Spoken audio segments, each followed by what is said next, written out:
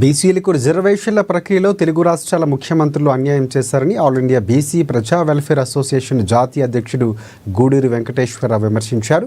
కేవలం రాజకీయ లబ్ధి కోసమే రిజర్వేషన్లు ఏర్పాటు చేశారని ధ్వజమెత్తారు. ప్రజలు బీసీలు మభ్యపెడుతున్నారని దుయ్యబట్టారు.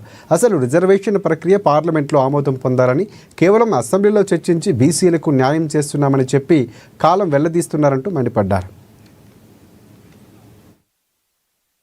జాతీయ బీసీ ప్రజా సంక్షేమ సంఘ జాతీయ అధ్యక్షుడిని ఇవాళ ఏలూరులో పాత్రికేయ మిత్రుల్ని కలవడం జరుగుతుంది.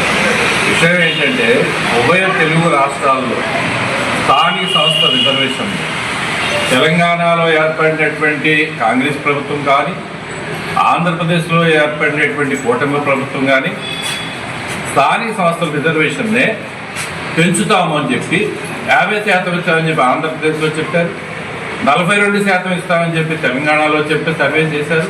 కులగణన చేయడానికి అన్ని రాజకీయ పార్టీలు కూడా అసెంబ్లీ తీర్మానాలు చేయడం కూడా జరిగింది.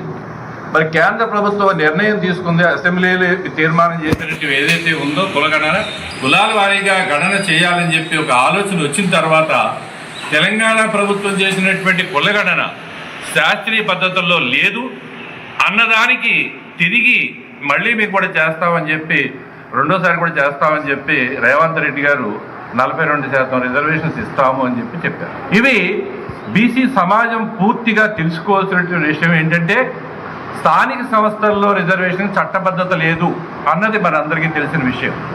దానికి చట్టబద్ధత కావాలి అంటే పార్లమెంట్లో బిల్ పాస్ చేసి, రాజ్యసభలో పాస్ అయిన తర్వాత, రాష్ట్రపతి సంతకం అయిన తర్వాత అప్పటికి కానీ దీనికి శాస్త్రీయ పద్ధతిలో చట్టబద్ధత రాదు అన్న సంగతి మనం గ్రహించాలి.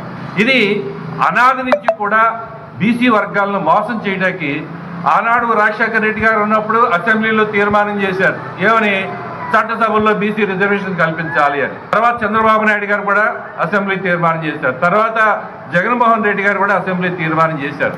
వీళ్ళు అసెంబ్లీ తీర్మానం చేసి ప్రజల్ని మెప్పించడమే కానీ వీళ్ళ ఎంపీలతోటి ఏనాడైనా పార్లమెంట్లో మాట్లాడటానికి వీళ్ళు ఏదన్నా ప్రోత్సహం